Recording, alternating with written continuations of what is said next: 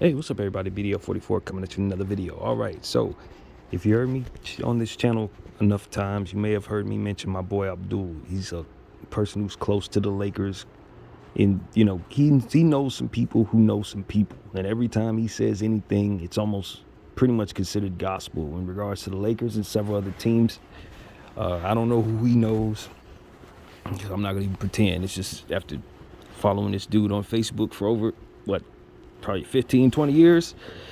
Yeah, track record is pretty damn perfect. So, according to my boy Abdul, the New York Knicks had a trade on the table for Paul George. And that trade was nixed, so to speak, because they did not want to give Paul George an extension. Now, it's kind of funny for me because the Clippers were so close to getting probably several picks that the Knicks have. I think the Knicks got 7 picks or something like that, first rounders that they could trade. So that would have probably given them all the future they need. So ha for that. But nevertheless, I don't think the Knicks made the right decision, depending on what the trade was. The return would have been on Paul George for the Clips. Depending on what they were sending out, I do believe that Paul George is the exact type of piece that the Knicks could use to make everything come together. As I said maybe a day and a half ago, 2 days ago, I'm not a huge fan of R.J. Barrett's contract for the New York Knicks. Barrett is a nice, young, pure scoring small forward, power forward combination. But he doesn't really play defense any. And if he ain't scoring, there ain't really a whole lot going on down there. He's developed pretty solid for what it is you want him to be, but the Knicks could upgrade. And he's eating a lot of the cap. I don't know, like I said, if they could have got him off the books, maybe they don't want to. He was the holdup in the Donovan Mitchell situation last year. They went and gave him an extension when the Utah Jazz wanted him, which I really thought was a mistake for what it was they were trying to do. That was a mistake. And now it seems like they're choosing R.J. Barrett over Paul George, which is also a mistake. You gotta, if you see things the way I do, New York, he's the guy that you're upgrading. I'm not gonna say he's the reason you're not getting over the top, but if he were better, you probably would get over the top. And that's really what it comes down to for me. You got to move him for an OG Anunoby type, Paul George type piece who could be a bit more two-way for you guys so everything could come together and lock in. Paul George would help with that. And I think Paul George would give you a little bit of leverage in regards to the Julius Randle contract. Because if you got Paul George on your books, it should be much more easy to take on a Julius trade that may not be as favorable as maybe you would want it to be, and it still not hurt your team as much. Now, granted, y'all got 7 picks, but I think the win now mentality with Jalen Brunson in place is in full effect. So if they're serious about winning, they got to make decisions that get them over that hump, or they got to scale back their expectations so that those picks can turn into players and ultimately become the team that it's going to become. But you can't really do that if you're expediting the process and still holding on to those picks.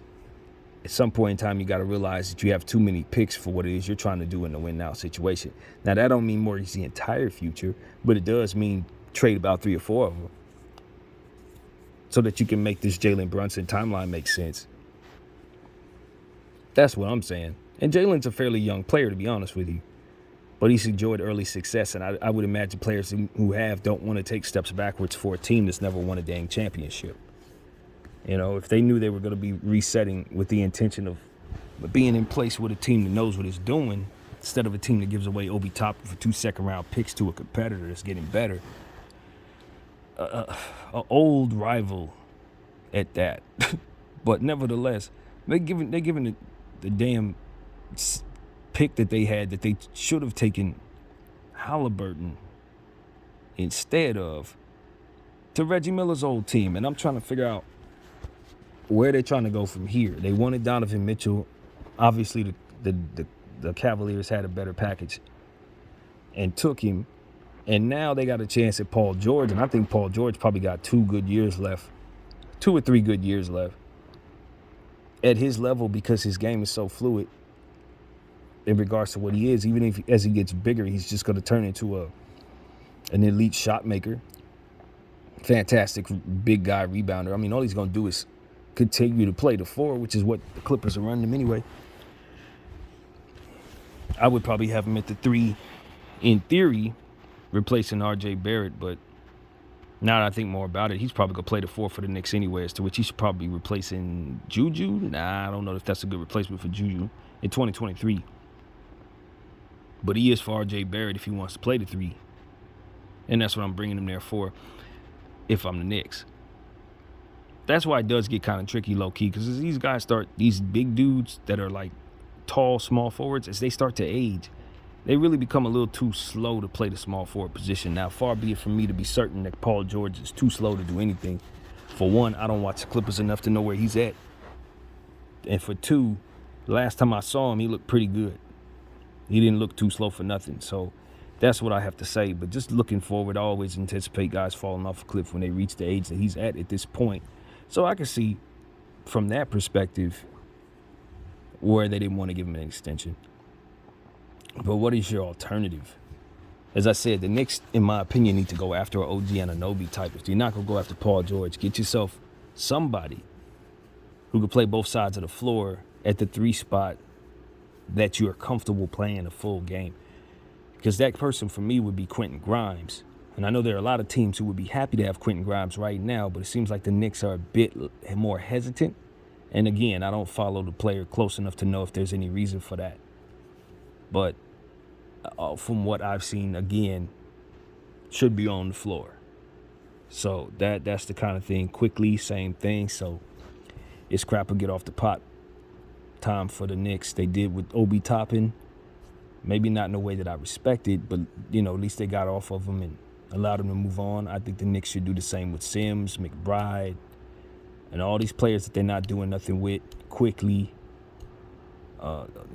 They need to go ahead and let these guys go to better situations for themselves. If you're not gonna have the roll.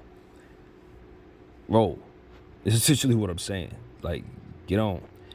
And so that's my take on that circumstance. I think the Knicks are kind of, they're poised to do something. You can see that they're poised to do something. I just think that them acquiring Paul George, if he has left what I think he has left, would have been something that could have gotten them to a much higher level. And would have given them some star power that would have really been what they needed. Now, Paul George is somebody like James Harden, like several other superstars who tend to fall asleep when it matters the most, playoff time. D'Angelo Russell, these guys are starting to get a reputation, if not already established, to where you can get them going crazy all-star level in the regular season, but when the playoffs come around, you more than likely see them frustrate you than provide the team triumph. So that's Paul George's MO at this point. I don't expect him to do nothing special when it matters the most, man.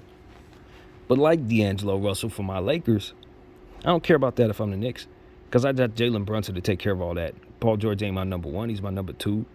In that case, D'Angelo Russell's like my number 4. So it's no relying upon them to do what it is that otherwise they would be weaker in, so to speak, in theory or what have you. All I need them to do is be themselves. I'm hiring them for that. And when it's time for us to win the big game, they're like a 3rd or 4th option. So that's what you do for Paul George.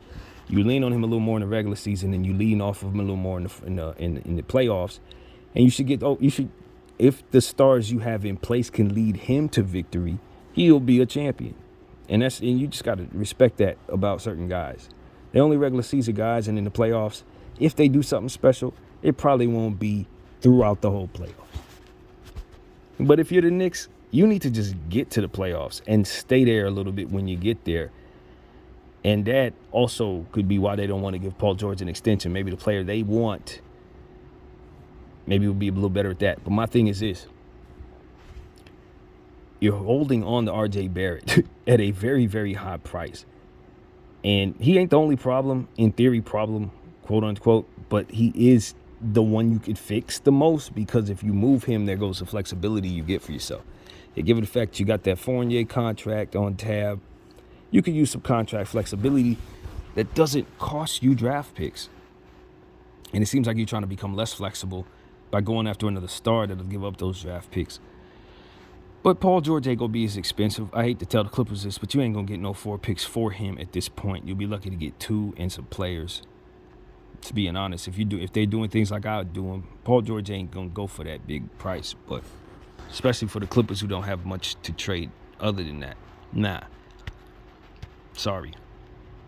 Not to mention that Kawhi Leonard, I don't think he's on the trade block. And if he were on the trade block, I think we'd all find out that his trade value is a bit limited based on his availability. So that in and of itself makes the Clippers a very difficult team to want to make a trade with. They don't have a whole lot. But listening to the Clippers, the whole situation right now is try to get in James Harden. Listen to Gilbert Arenas. He's saying he doesn't believe that they could get James Harden without giving up Paul George. And now I'm hearing that the Clippers are talking to the Knicks about moving Paul George. And my thing is, if you're going to be moving Paul George, bringing in James Harden, I think it's a downgrade. I don't even think it's a lot of remove at this stage. Unless you plan on reimagining the entire Clippers with a win-now timeline, that's going to consist probably of another 2 or 3 trades like the Lakers made to reinvent their entire team last year. So I don't know if that's what the Clippers are trying to do, but it seems to me if that were going to be done, we'd be seeing some moves made right around now. Free agency is kind of settled in, and they're trying to make this Harden move. So that's what I would imagine this would be. And then from there, they probably try to fill out their team with everybody else, P.J. Washington, Christian Wood, that kind of thing. But we got to see what they're going to do. We got to see if the Clippers are serious about turning the Knicks down in regards, or rather the Knicks are serious about not giving Paul George an extension. I'd imagine if that news is, if Abdul is right, and that happened, see yet another star the Knicks didn't bring in. It's going to be some unhappy Knicks fans who were waiting on a star to come through. Now, maybe a lot of people see Paul George like I do and maybe only see him as a regular season star, but nevertheless, it's a big name, and the Knicks want a big name on top of Jalen Brunson. Because Jalen Brunson, to be honest with you, his name ain't as big as his game. I think he actually plays better than his name is going to garner attention. But you still want that Madison Square Garden name. And so I think of a guy like Joel Embiid. That's who I would see trying to, just slide on down from Philly over to New York. Because to me, that's an easy fix for Joel's circumstance, to go over there, play with a win-now player like Jalen, play there with all that talent that they have. Because they still going to have a lot of it. If he goes there and they trade for him, that's a good place for him to kind of keep going. Maybe establish himself as the guy who was able to finally get the Knicks a championship for the first time in 50 years. If I'm Joel Embiid, I like that situation. I do. I like that situation a bit more than some of the others in the Eastern Conference that maybe would like my services. Because he's a big personality. He's going to want a big team to play for. And so that would be the star I'd be thinking about if I'm the New York Knicks right now. Zion Williamson as well, since he was on the block and y'all wanted him on draft night. His value's low. This is probably time to go after him if you're serious. And who else? Dame Lillard for the New York Knicks. I don't think that's too crazy. Even though I don't love Jalen Brunson and Dame Lillard, that's a little more like CJ and Dame. That just has already been proven that doesn't work. But for star power, I can see the New York Knicks wanting to get involved. So, I don't want to turn this into a Dame conversation, but I've been hearing about other teams that are interested in him in the Eastern Conference that could affect the New York Knicks. One being the Boston Celtics. If they get Dame Lillard, I think it's probably going to cost them Jaylen Brown. And that Jaylen Brown contract that I've been going crazy about lately, now that I've seen what Halliburton and some of those other guys are getting, that's just a similar contract to the Halliburton-Bane contract. Now that I've seen Bane get 206 or 2 whatever the hell, I'm not on Jaylen Brown's case no more about signing that contract. That's officially over. I just want people to know that. I'm not worried about Jaylen Brown's contract. I'd rather him not sign a $260 million contract. But now that I see what Desmond Bane went for, it's kind of hard for me to justify him not getting that money. Not anymore. Nah, that's over with. If Jeremy Grant's going for 160, and if Desmond Bane is going for 206, Jaylen Brown's going to need about 260. That's just where we at. So I just want to update everybody on that specific thought, because I've been going crazy about him signing a big contract until I realized that they got even lesser players signing that bigger contract. It's like, nah. I like Halliburton, but he hasn't accomplished quite what Jalen has at this point for him to be making that kind of money over Jalen. Even though I do think he's a better player overall, and he will be, but you have to accomplish that. And Jalen's already been to the finals, he's already been to the Eastern Conference final, all kind of stuff. So while I don't like that much money of his eating up the cap of the Celtics, if I'm running the Celtics, at the end of the day, yeah, a guy's proven enough to have to force over that money. So if you don't want to pay it, you got to send him somewhere who will, basically. And I haven't heard anything of the Celtics doing that, so maybe not. But I'm telling you this, Jaylen Brown is a player I would want to move at that price. Whether he's earned it or not, I'm moving that. And so I don't know how the Celtics feel about that. Obviously, this is a big time for Jaylen to make that kind of money in his career. So I don't expect he'd want to turn that down or allow that to slip through his fingertips. But I think taking a haircut when you have a trade, not a trade, excuse me, when you have a contract like that might be what helps you and the team have a bit more flexibility when it's time for you to do certain things like move around.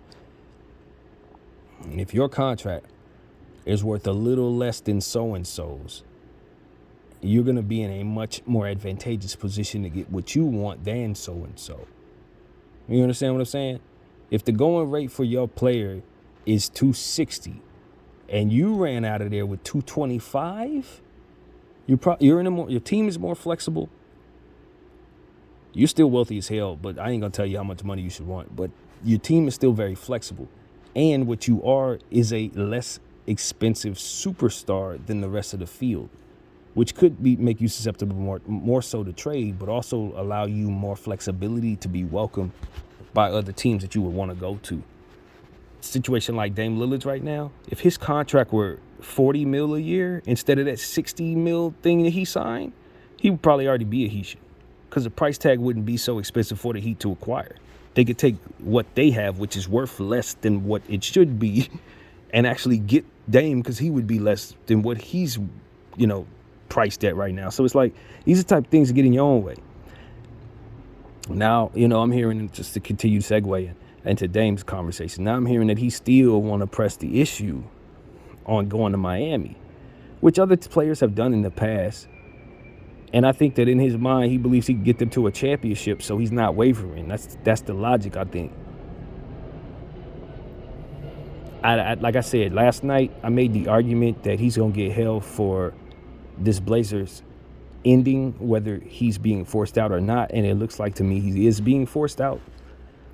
I would love for the Blazers to release a statement saying it's our decision to move on from Dame Lillard at this time. Although he did ask for a trade request, we too would like to move forward with the new core on a new timeline. And we feel like this is best for both teams. I think that would do a lot for Dame's image, but I think it would also do a lot for the Blazers' leverage, because what it would then do is take all these piranhas that are trying to get Dame, some of these teams, it take them to a space where they understand that this don't have to happen right away, and that they're both sides are on the same page about how long this may take, even though it may not be true. This is what Dame should want. This is what the Blazers should want, so that no other team has so much leverage to try to rush them into some bullcrap that neither side would be appreciative of. I know Dame want to start the season, but it's not about telling the truth in this case, respectfully. It's about leverage and making yourself look as if you're not desperate. And so that's what I would do if I were the Blazers PR people, is release the statement saying, we appreciate Dame, such and such years of service. The best thing we want to do for ourselves at this point is try to find a place for Dame Lillard that could help him both reach his highest point and allow us a return that'll help us cope with his departure. We want to move forward, build a championship, Blazers such and such and such and such. Thank Dame for all of his work. Let's move forward into the future, or something like that. And then that way it doesn't look like you and Dame about to be at an impasse. Even if you are, it's the image as such that ultimately locks things up for people who are trying to make moves. You got to look like you got your house in order. You got to look like everybody know what the hell they're doing. And so that's what I'm saying in Portland. I don't think they're handling this right. They're letting the media kill their leverage by saying stuff like, it could get ugly. Nah, it ain't going to get ugly, because we going to handle business. We going to be on the same page because we both want the same thing. Dame trying to get somewhere, and we trying to get him there. But the price tag got to be right. And the fact that the media speaks the way that they do, and teams don't step in front of it and allow it to get that bad, ultimately is what ends up hurting them in the trade market and returning what they're supposed to be receiving. And I believe that that's a lesson that's already been learned enough times to where teams should be on point with that. And Dame's doing everything wrong in regards to getting out of there. The places he's asking to go, the leverage he's allowing the media to know about, all this stuff plays right into the hands of those who are ultimately either going to want this thing to be locked up and keep it from going anywhere, or ultimately want him somewhere else other than Miami. If he's trying to get to Miami, he got to stop acting like he's trying to get to Miami. Basically, after watching this for so long, it's like that's what it is. You know?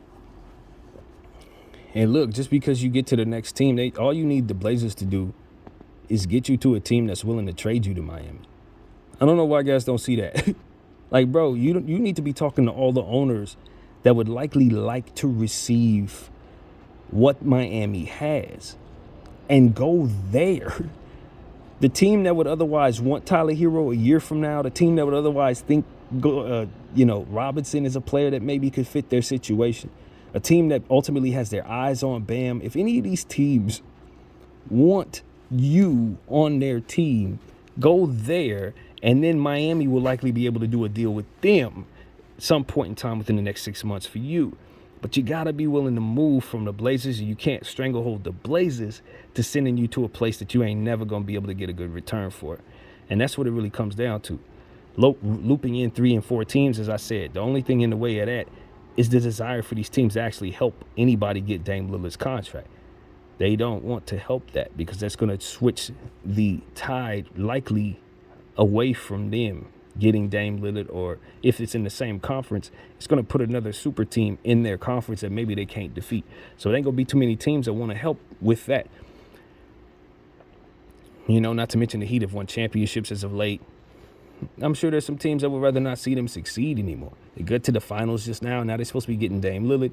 I don't think too many teams are going to be too excited about helping them do that. You know, for a multitude of reasons, but one being the fact that they don't develop talent. They don't really have a whole lot. Why should they be getting a whole lot? So that's ultimately why I look at the Heat as a team that's going to have a hard time getting Dame Lillard, because it's going to be some gatekeepers to try to keep them from getting him on top of all the other stuff. So, again, this is chess, not checkers. Strategy, is going to get it done. And I think Dame Lillard trying to go to Miami just makes it a headache for the entire NBA atmosphere. It really does. It makes it a headache. Thank God all of the moves were made in free agency before this was possible. You know what I mean? I'm so glad my Lakers were able to get everybody we needed. You know what I mean? We didn't have no lockup situation like KD did to us last year. We was able to get out for what we needed fast. Now all you teams want to do this, that's cool, because all the free agents are off the board.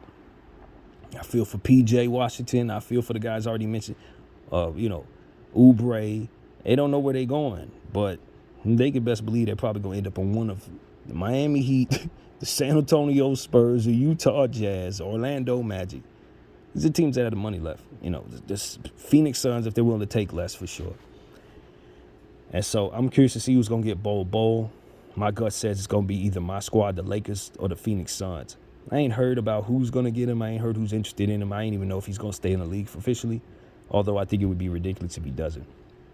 I ain't heard no buzz yet. It's still early on that front, and he's not a most expensive player to get, so they're probably not going to give him the buzz that I think most of the fans and the media probably give him behind the scenes in the NBA. They kind of look at him as a struggler player who's not developing properly, but with his body and his length being as it is and his skill set being as it is, I want him on my team whether he's any good or not. I want to be honest with you, as a Laker fan, I think he is a highly, highly valuable asset that a irresponsible team just let float into free agency. And I think the bidding war for that player should be crazy, to be honest with you. I think he should have more teams calling him here and overseas than probably most prospects get. I really believe that. If I was an overseas team, I would be calling that dude ready to throw all the money at him now. You ain't even got to stay in the NBA. Come with us. You know what I'm saying? You could be the face of our entire league. That's what I'm saying to Bol Bol. They ain't doing you right in the league anyway. Come to see about us. We'll give you $500 million play. Because that's exactly the type of statue-esque talent that he's going to be going forward if he develops properly. But teams are just like, they got their own ideas about things, so it is what it is. But I want the Lakers to take that player and add him to the rest of our unproven talent misfit team, because we got like 5 or 6 misfits on this team that the NBA didn't want, NBA rejects. And we take them, we turn them into something. So it's like, man, if Bol Bol doesn't fit the bill for this Los Angeles Lakers team, I don't know who does. I don't know if he gets the biggest role here, but I know he's going to be developing around young talent. He's going to have an opportunity to play with Bron and AD. I know that. And he ain't going to get that experience anywhere else. So that's why I want Bol Bol to come to LA. Phoenix would be a good experience for him because he's going to get a bigger role. They're going to be able to showcase him a bit more. Golden State, same thing. Probably a bigger role, showcase. But the Lakers is where he's actually going to be able to do something, I think. The Lakers have a chance for him to stay on the team and have a role here past 3-4 years. If he plays well, he develops well, listens to the coaches. You know what I mean? That kind of thing. I don't think there's any reason why Bol Bol can't see a good path trajectory from here. And granted, if you want to make up for all the crap that went wrong, join the Lakers and get all that off the court money that comes with being Bol Bol as a LAL. Because for real, that's lucrative, fam. Just off the strength of your height and your dad's name alone, you're going to make more money as a Laker than you're going to make probably anywhere else. Because at the end of the day, we ain't had a player like that at that height and length since Kareem, basically. And the opportunity for him to come in an unproven player like Austin Reeves, like Caruso, like Rui, all these dudes. Why wouldn't Bol Bol have a chance to throw his name in that pot full of Lakers that we've turned around? I mean, I think it's just a perfect career move for him. Take a little 1-year, 2-year deal with the Lakers at a minimum contract and come in and play that role for us that we ultimately need, which is going to help you provide length for AD, support for Rui, support for Jackson Hayes, and also an opportunity to play some ball handling roles too, because I'm pretty certain we're going to utilize that opportunity for ourselves.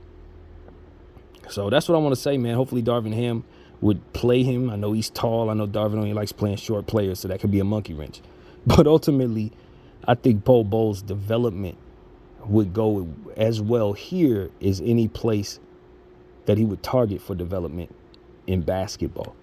I really believe that. He come here and he going to turn into something. Go to some of these other teams, it's probably going to keep going the way it's been going, bro. Just being honest. So that's kind of what I see there. A real opportunity. I know people have, compared him to Taco Fall and stuff like that. No. If you see him dribble a basketball and shoot a basketball, you understand he's nothing like that. So, like I said, one of the most valuable pieces, that's in one of the most inexpensive situations. So, if you really want to turn your money into to balloon, you want your basketball prospect potentially to turn into a lottery, win for you, I guess. I don't think I used the right word, but like you want something to balloon into 1 million pieces more than what you bought it for. Bol Bol is definitely who you need to be investing in at this point. No question about it. So that's what I got to say about that. Hopefully we win those sweepstakes, man, because I want that player on this team. I want that player on this team right now. Rob Pelinka, please. Anyway, so moving on from that, as we said, circling back to Dame, hopefully he makes a decision that allows him to go to a place that doesn't trade him 5 minutes from now. That's my concern for Dame Lillard. I don't think that's real to him because he's been in Portland all this time. He's demanding to go to places, all of that. And it's like he's walking blind right now. All the stuff he's doing is going to make it so that he has no friends going forward, locking up the market like some of these old stars that they tired of. It's just a wrong way to play it, bro. It's an outdated way to play it. I'm going to be honest with you. Dame is doing what dudes did 6 years ago, and the NBA just reacted to that. So they're going to make it even harder on him for even daring doing it like that, in my opinion. I think that's how that's going to go.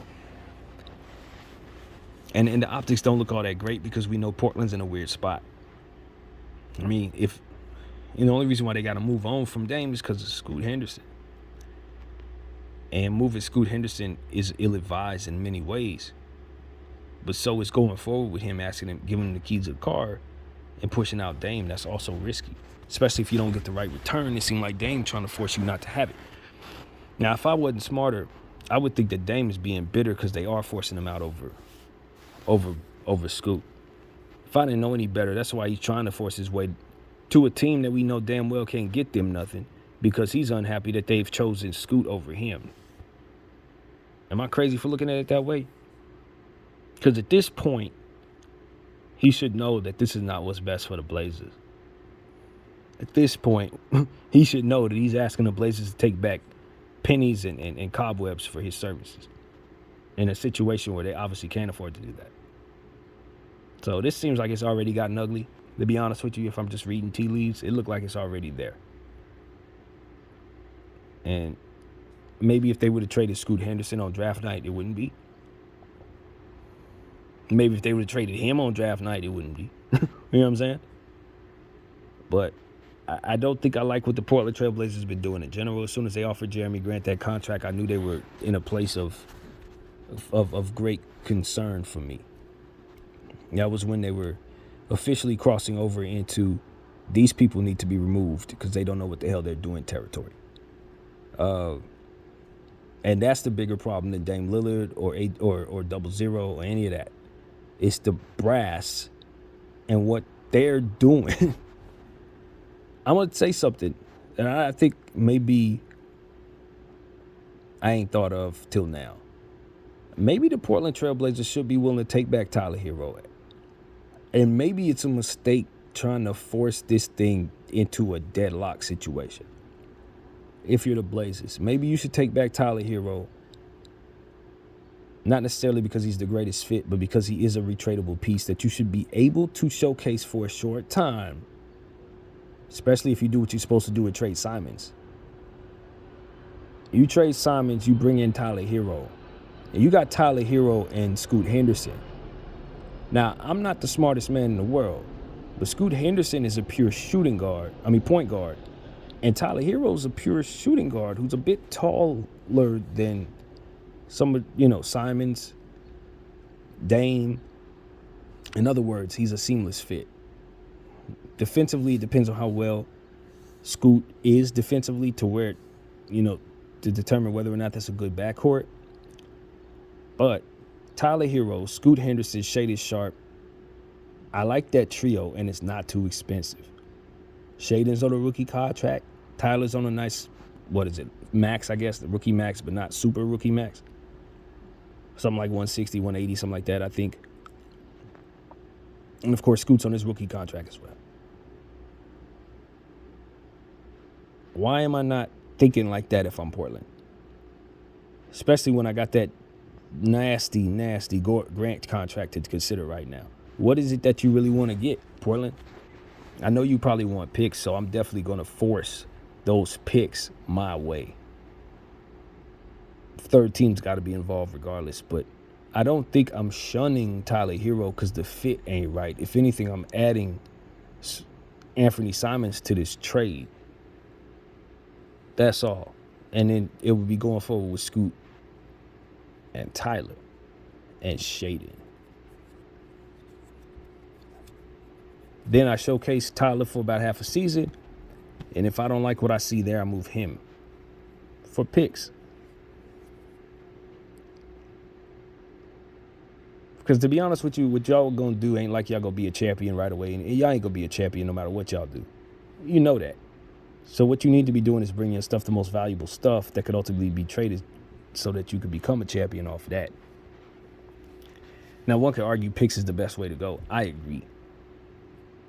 But it doesn't look like if you trade Dame where he wants to go, you're going to get that. And so it seems to me that y'all want to trade Dame to where he wants to go. Otherwise, it's going to get even more so ugly. And it's going to open up all kinds of cans of worms that y'all probably don't even want to talk about or have talked about. Like what the hell's been going on for the last 10 years in Portland. So, it's one of those situations where I say, okay, Dame is going to force his way to Miami for a million reasons, for whatever it is. So why don't I just take back Tyler Hero, grab a third team, in some way, shape, or form, take back whatever I need to take back so that we can get this deal done quickly, and then focus my attention around Simons and Tyler Hero being traded at some point. If I can't move Simons in this deal, we're going to move him very soon. But that's going to be my flexibility if I'm Portland. Because now that I've given myself that Grant contract, I'm stuck. Forget Dame. Once I move Dame, I'm still stuck because that contract is going to be hell forever. 5 years, 200. They give $160 million for Jeremy Grant. I'm telling y'all, that's going to be hell forever. They would be wise to just sit back and relax because ain't nobody going to take that contract. Ain't nobody going to even look at that contract for at least 3 years. So, I'm telling y'all, man, this would be the first time I do something that looked really bad for my organization. If I were Portland, I would void that damn thing. I would void that damn thing. We know damn well that's like 3 times what it is Jeremy Grant should be getting. And we know damn well you can't afford to pay him that, especially with Dame going out. If there's a way to go back on that, I'm going back on that. Why? Because the people who gave him that shouldn't have gave him that. And I'm firing them. Period.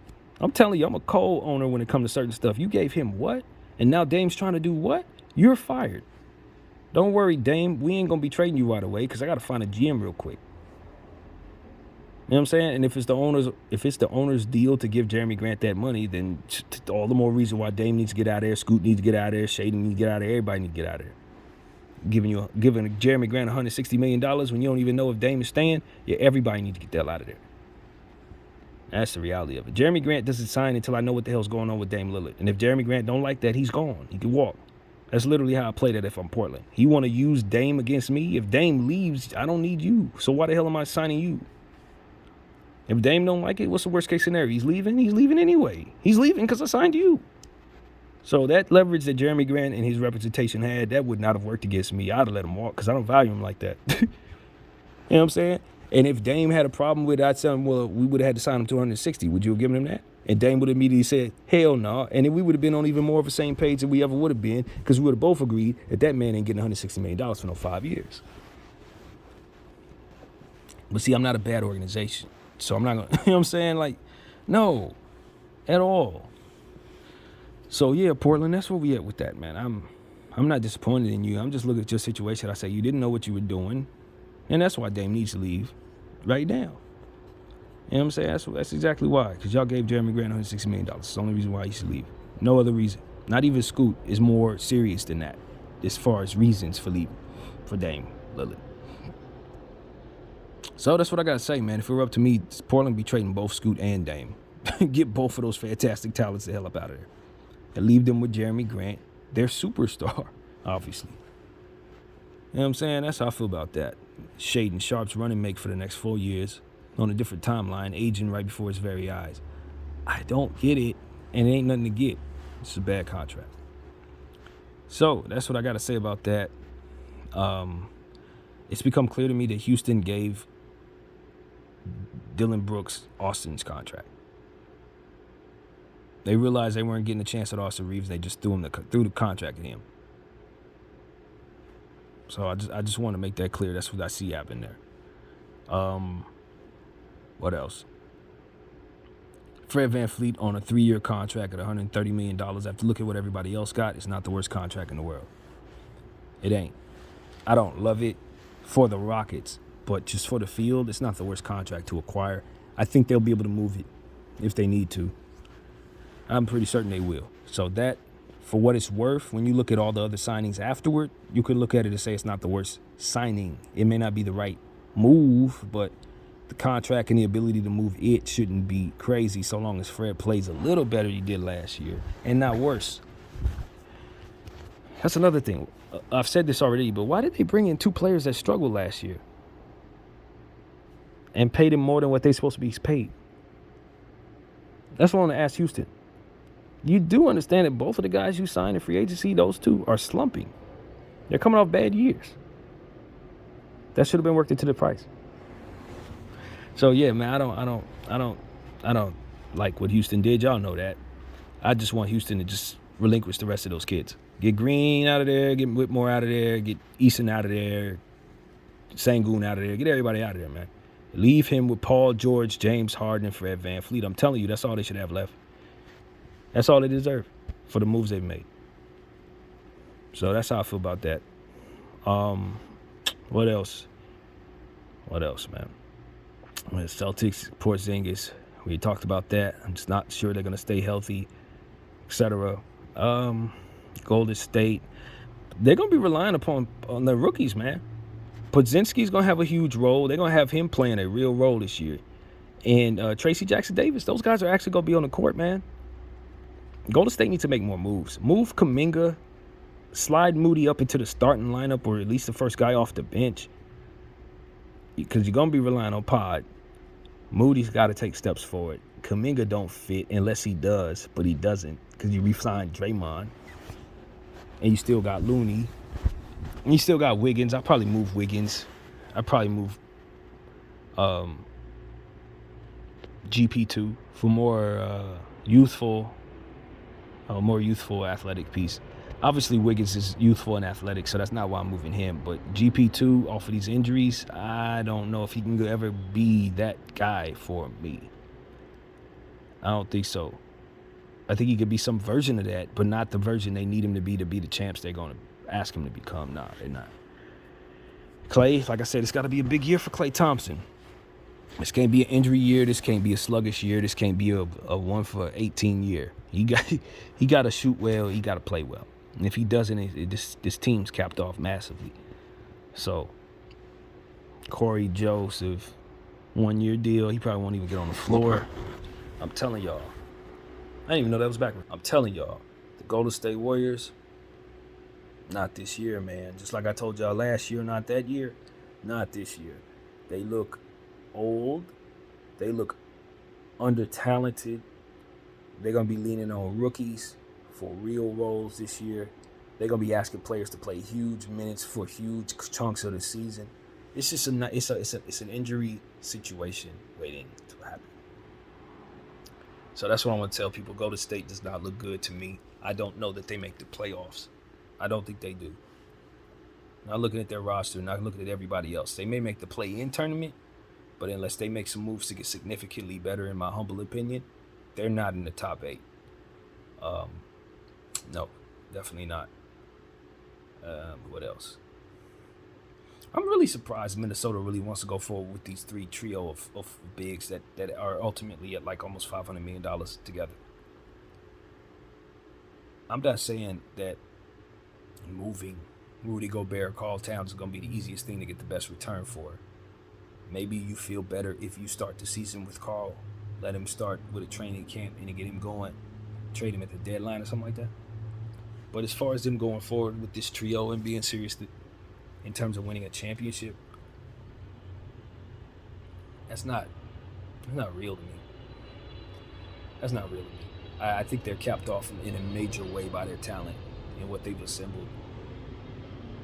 Coupled with the fact that Rudy Gobert is such a negative asset, given the fact that you traded $1 million assets for him and now he's at like $200 million, just eating away at your cap. I really would feel a lot better about them, especially since they just signed Anthony Edwards to 206, 260, whatever that is. It would be wise for them to move on from Karl's $217 million contract. Like, at some point in time, we just got to use a little damn common sense to Minnesota. Karl's three-point shooting and what he brings to the table as your star ain't a fourth of what it should be in regards to how much that is all going to cost you. And while he is very good, he ain't that good to where you need to be doing this with him as a part of it. No. Let's just be real. No. That is entirely too expensive to be holding on to. So, you're not moving Anthony. Rudy is immovable. So Karl should be gone now. That's what I got to say about the Minnesota Timberwolves. This ain't too difficult of a conversation to have. Karl's the most movable piece. It's the most reasonable thing to do. You have a center. You have a young guard. Do something with Karl's piece to make more sense. Turn him into something that makes more sense. Trade him to the Timberwolves for OG and Pascal. That makes a lot more sense. And see, these are the type of things you could do if you're Minnesota, that can ultimately reset your situation, because now you can take one of those two, trade them for a second round pick, have that pick balloon into something, and over the next 3-4 years, you can start to replenish some of the flexibility that you've lost. But as long as Rudy Gobert and Karl Towns are sitting there, Karl Towns getting hurt every 3 months, if he loses value or decreases it to nothingness, and you didn't get nothing for him, you're going to regret it. Right now, he's still worth something. This is a situation where he's not overly injured, not overly worn down, still got a lot to offer a team. This is when you move Karl Towns, before the season starts, before whatever happens takes place. Because the upside for Karl is what? All-Star year? That's wonderful. Low side, plays, 30 games? You can avoid either scenario, get what you expect to be have a bit more of a higher floor for your team, and a bit more flexibility at the same time, and a bit more diversified assets from which to have better chances of getting more production from, instead of this clunky two-center thing that's going on there that costs too damn much to begin with and don't really work in this era to finish off with. So I'm at a point where I'm kind of irritated with them up there too, even though I like the moves they've made this offseason to try to give themselves a good looking squad with a little more depth than last year. I like some of those acquisitions. I thought they had a good offseason. But what you're building around ain't worth building around. You might have made good moves around it, but it's still a piece of crap, just being honest. So that's what I think of what Minnesota has, man. Anthony Edwards is going to be tremendous. He deserves better. So that's one thing. I think it would be interesting if they got Bobo. Another team that doesn't have a whole lot of assets that could get a player like that could give him a role that would make them very extraordinary.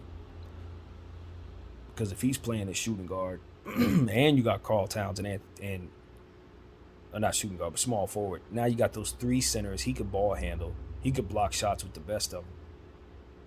I mean, that was arguably the problem in Orlando, though. Him playing with other 7-footers that kind of negated what he did. But those two don't do what he does. He would be a unicorn in that lineup. And in that triple team on where Banyama and Jokic would be insane with him, Karl, and Rudy. So, I mean, that's the type of thing I would be doing if I were them. Just try to take a flyer on Bol Bol if he'd come up to Minnesota and deal with us. Another team that I think is interesting for Bol Bol is Cleveland, because they need all the talent in the world. They got Imani Bates. They got a bunch of overpaid role players. They could use an inexpensive guy like Bol Bol to balance out all the stupid stuff they did, throwing their money away. That way, if you have him at a rookie contract playing at a high level, that stupid Caris LeVert contract and that dumb George Niang contract and that idiot Max Strus contract, all three of those contracts are just boneheaded, suddenly aren't as expensive for you as those players come in and do nothing, because Bol Bol and Imani Bates and rookie contracts are the spearhead of your second unit. Those contracts are horrible, people. Don't let anybody lie to you about that. Anyway, so yeah, that's what I think. I think Bol Bol should probably be thinking about going to Cleveland as well. Even though I want him in LA, hopefully he goes to LA, but I'm thinking if I'm his representation where he actually fits most, Cleveland would be great. Teaming up with those stilts. OKC, as we talked about earlier, I don't know. You got a bunch of players who do what he does. Poku, Chet, and him. That didn't work in Orlando. Probably won't. He needs to be the only guy that does what he does at his height, or, you know what I mean? He doesn't need to be next to other guys who do what he does, in my opinion. It seems. So, yeah, man. Lakers, Cleveland, those teams I think would be good for him. Golden State, Phoenix. Yeah, that's where I would send Bol Bol. These are the type of places I'd like to see him go. Clippers. Yeah. Teams that don't have a whole lot, but are trying to do a whole lot. Anybody but Chicago. Do not go Chicago. Here's the thing, though. Chicago needs something that can put them over the top. Maybe he actually would be that. Maybe you looking at his piece to Chicago and say, finally, they look like they could do something. So maybe that is the type of place he might be just enough to push them to a space where they're actually a contender. Washington is another place I like Bol Bol for, only because of the showcasing. You don't get all the minutes you're going to start next to Koulibaly, next to Yeah, that's not the worst idea for a guy like Bol Bol. Go somewhere where the culture is just getting started. Go to Washington. Replace Porzingis. Because they don't have nothing. They don't have a damn thing. They got Kuzma, Ty Jones. They're going to trade him in, Jordan Poole. What else? Like I said, Koulibaly. They ain't got nothing. You go up there, run with their new core, be one of the first young players in place, and just run, man. Just get lost up there in Washington and wait for the draft picks to come to you. That's one way to go. That way you can develop. Nobody's paying you no attention. If you struggle, nobody cares. Only thing about going to a place like Washington is you probably end up getting traded. Probably end up getting lost. They're not developing you properly. But it seems to me like you're gonna be playing with nothing but youngsters. Corey Kispert. I guess Johnny Davis is still there. For those who remember me saying Johnny Davis never played for them, they still got his rights. I guess he's still on the team. So maybe they give him a chance this year. But it's a bunch of unproven guys, man.